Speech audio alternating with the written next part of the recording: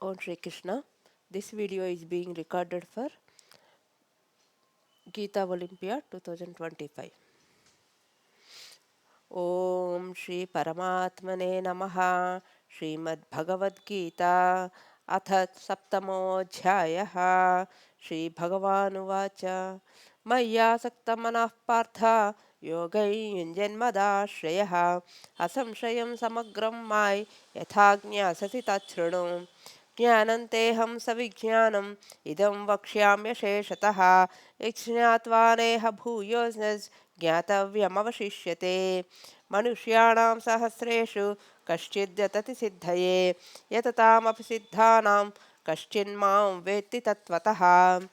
भूमिरापो नलो वायुः खं मनो बुद्धिरेव च अहङ्कार इतीयं मे भिन्ना प्रकृतिरष्टधा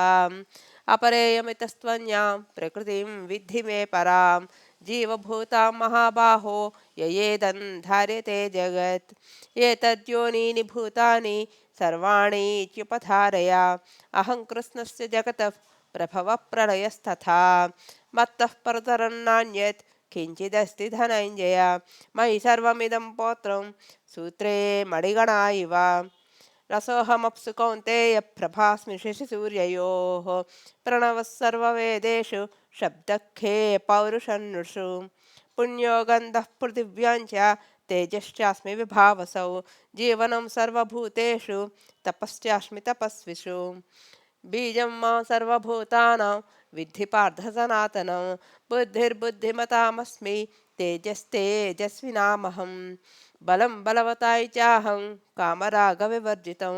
धर्माविरुद्धो भूतेषु कामोऽस्मि भरतर्षभा ये चैव सात्विका भावा राजसास्तामसाश्चये मत्त एवेति तान् विद्धि न त्वहं तेषु ते मयि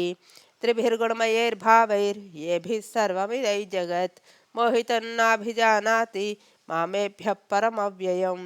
दैवी ह्येषा गुणमयी मम माया दुरत्यया मामेव ये प्रपद्यन्ते मायामेतान्तरन्ति ते न मां दुष्कृतिनो मूढा प्रपद्यन्तेऽन्य नराधमाः मायया प्रहृतज्ञाना आसुरं भावमाश्रिताः चतुर्विधा भजन्ते माय जना सुकृतिनोऽर्जुन आर्तो जिज्ञासुरर्धार्थी ज्ञानी च भरतर्षभा तेषां ज्ञानी नित्ययुक्ता एकभक्तिर्विशिष्यते प्रियो हि ज्ञानिनोच्यर्थम् अहं स च मम प्रियः उदाराः सर्व एवैते ज्ञानी त्वात्मैव मे मतम् आस्थितः स हि युक्तात्मा मामेवानुत्तमां गतिम् बहूनां जन्मनामन्ते ज्ञानवान् मां प्रपद्यते वासुदेवः सर्वमिति स महात्मा सुदुर्लभः कामैस्त्रैस्त्रैर्हृतज्ञानाः प्रपद्यन्ते अन्यदेवताः तन्तन्नियममास्ताय प्रकृत्या नियता स्वया यो यो यान्यान्तनुभक्तः श्रद्धयार्चितुमिच्छति तस्य तस्याचलां श्रद्धां तामेव विदधाम्यहं सतया श्रद्धया युक्तस्तस्याराधनमीहते लभते च ततः कामान् मयैव विहितान् हितान् अन्तवत् फलं तेषां तद्भवत्यल्पमेधसां देवान् देवयजो यान्ति मद्भक्ता यान्ति मामपि अव्यक्तौ व्यक्तिवापन्नं मन्यन्ते माम बुद्धयः परं भावमजानन्तो ममाव्ययमनुत्तमम् नाहं प्रकाशः सर्वस्य योगमाया समावृतः मूढो यन्नाभिजानाति लोको मामजमव्ययं वेदाहं समतीतानि वर्तमानानि च अर्जुन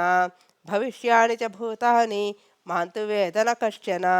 इच्छाद्वेषसमुत्थेन द्वन्द्वमोहेन भारत सर्वभूतानि सम्मोहं सर्गे यान्ति परन्तप येषां त्वन्तगतं पापै जनानां पुण्यकर्मणां ते द्वन्द्वमोहनिर्मुक्ता भजन्ते मां दृढव्रताः जरामरणमोक्षाय मामाश्रित्य यतन्ति ये ते ब्रह्म तद्विद्कृत्स्नम् अध्यात्मं कर्म चाखिलं साधिभूतादिदैवं मां साधियज्ञं च ये विदुः प्रयाणकालेऽपि च मां ते विदुर्युक्तचेतसः ओम तत्सदिति श्रीमद्भगवद्गीतासु उपनिषत्सु ब्रह्मविद्यायां योगशास्त्रे श्रीकृष्णार्जुनसंवादे ज्ञानविज्ञानयोगो नाम सप्तमोऽध्यायः। ओम श्रीकृष्णार्पणमस्तु।